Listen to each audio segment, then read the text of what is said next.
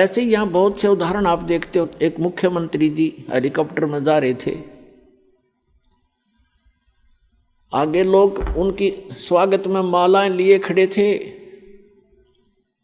और वो दुर्घटनाग्रस्त हो गया। 3 दिन में लाश पाई उस मुख्यमंत्री जी की। अरे अब क्या बनेगा आगे का हमें पता है, दास को पता है, परमात्मा के विधान से परिचित। अगले जन्म में गधा बनेगा।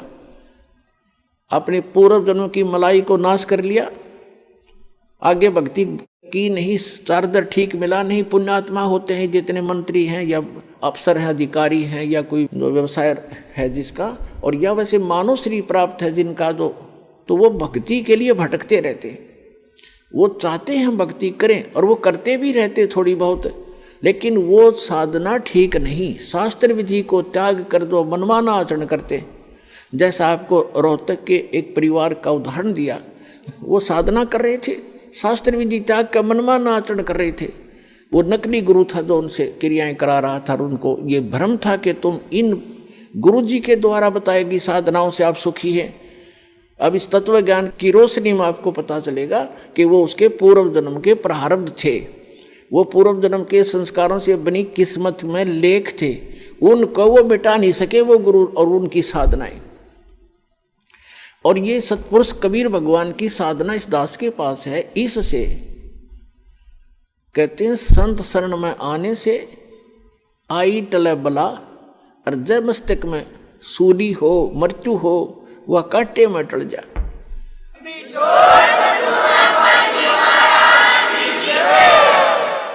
तो वह कांटे में टल जाए, यानी थोड़ी बहुत, जैसे किसी की मृत्यु होनी हो और टांग टूट गई दुर्घटना में, सारा न बचाव रह गया, टांग तो जुड़ जाएगी 6 महीने में, और जीवन कैसे मिले। तो इस परमात्मा की शरण में आने से आपके परिवार की रक्षा होगी। आप यहाँ भी सुख चाहते हो तो यही देगा आपको। ये सुख सागर है, ये पूर्ण परमात्मा है। और फिर यहाँ से जब आप जाओगे सतलोक में जाओगे, वहाँ आपके बहुत बड़े बड़े महल, सुंदर महल यूं के यूं रखे खड़े हैं, वो खाली पड़े हैं। आप अपनी अज्ञानता से और यहाँ आ गए हो, जिसके विषय में हम आपको बताते भी रहते हैं। सृष्टि रचना से आपको ज्ञान होगा।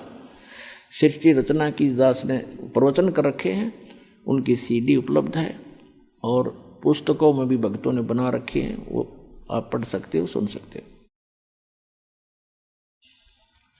तो कहने का भाव ये है कि वहाँ पर अपने सतलोक के अंदर आपके सारे परिवार यानी पूरे महल हैं, बहुत सुविधाएं हैं। जैसे आप यहाँ क्या देखते हो, जरा सा भी व्यक्ति रोजी रोटी से जिसकी सुविधा उभर जाती है, जैसे आम गरीब निर्धन व्यक्ति तो अपना हैंड टू माउथ होता है, उसने तो अपनी चारपाई और घर की व्यवस्था मुश्किल से पूरी होती है, तो एक झोंपड़ी हो उसी में संतुष्ट है।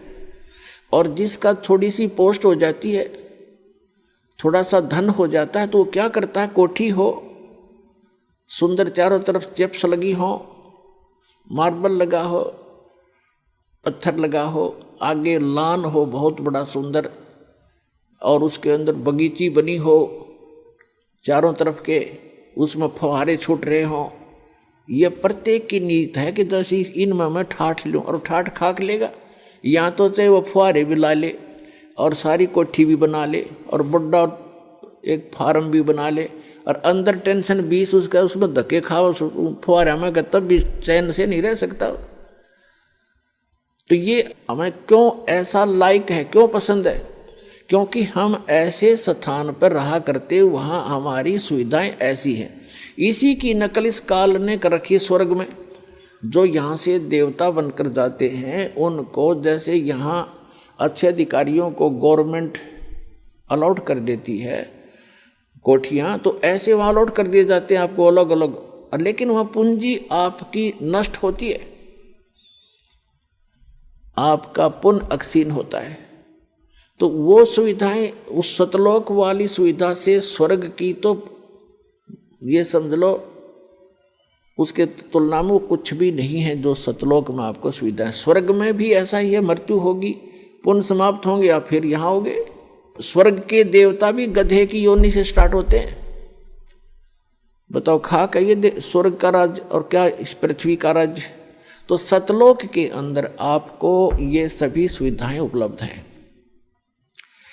जैसे अभी तक ये नकली पंथ कबीर साहब की वाणी चुरा के अरे पंथ चला बैठे, कितने जीवों का नाश कर दिया। राधा स्वामी पंथ, जय गुरुदेव पंथ, और ये सच्चा सौदा सिरसा और जगमाल वाली पंथ, एक ये जनौद के अंदर बना हुआ है ताराचंद पंथ, ये भी उसी कुएं का जल है राधा स्वामी वालों का।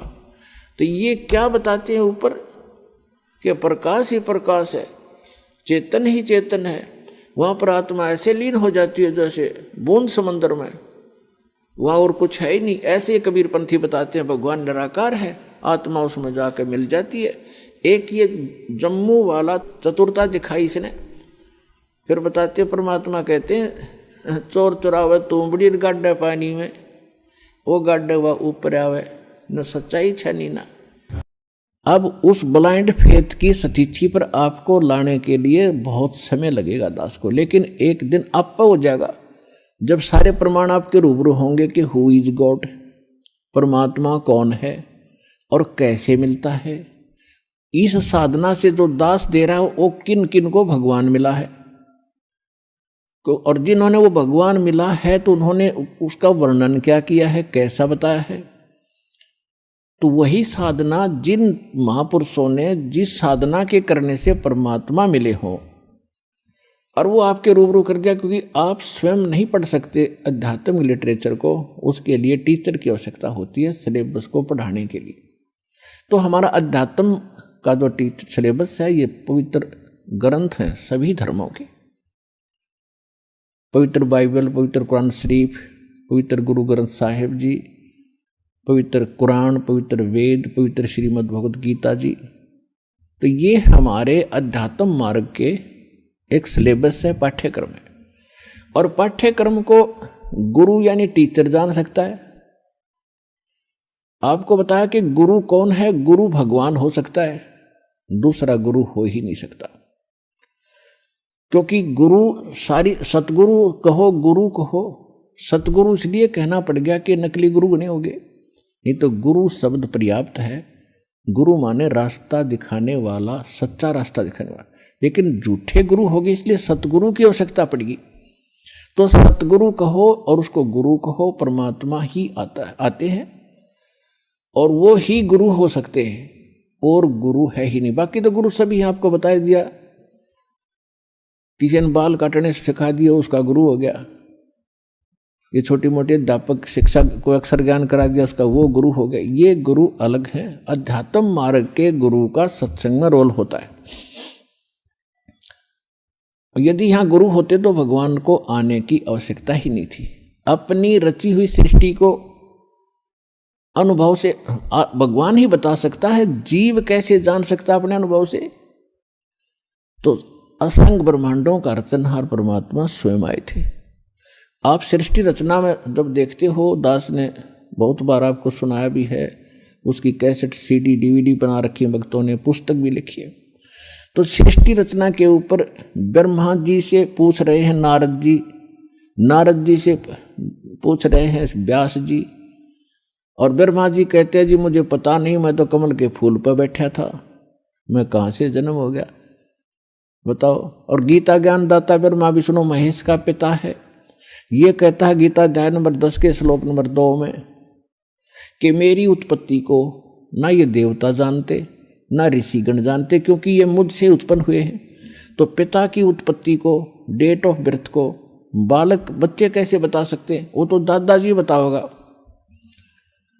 वो दादाजी बताएगा। उस पिता की भी जन्म तिथि और जीवित हो गया तो पोता पोतियां की भी जन्म तिथि, वो दादा तो कंप्लीट बता सकता सबकी। तो इसी प्रकार ये जो ब्रह्मा विष्णु महेश ये काल से उत्पन्न हुए हैं, ये नहीं जान सकते, उस अपने बाप की भी उत्पत्ति नहीं जानते, तो ब्रह्म की यानी काल की। और परम पिता परमात्मा जो सबका पिता है, सबका दादा है, सबका रचनहार है, कबीर भगवान, उसने आकर इनकी सबकी डेट ऑफ बर्थ बता रखी है, इनकी उत्पत्ति बता रखी है, इंक्लूडिंग सरपुरुष, अक्षर पुरुष, और ब्रह्मा विष्णु महेश तक की और सभी की। अब कहने का भाव यह है कि इस ब्रह्मांड के अंदर ब्रह्मा जी सबसे पहले गुरु माने जाते हैं और ब्रह्मा जी से ज्ञान हुआ विष्णु और शंकर जी को, उसके बाद सभी ऋषि महर्षि दक्ष आदि ऋषियों को हुआ, वो ज्ञान हम तक था। तो ब्रह्मा जी खुद कहते हैं मुझे नहीं मालूम मैं कहां से जन्मा, मतलब कमल के फूल पर बैठा पाया अपने आप को। तो ये गुरु है लेकिन सतगुरु नहीं है, इनकम्प्लीट गुरु है, तो ये भगवान नहीं है। ठीक इसी प्रकार उस पूर्ण परमात्मा ने आकर सारा मार्ग बताया और वही परमात्मा है और वही गुरु रूप में आए। तो यहां उस गुरु का रोल शुरू होता है।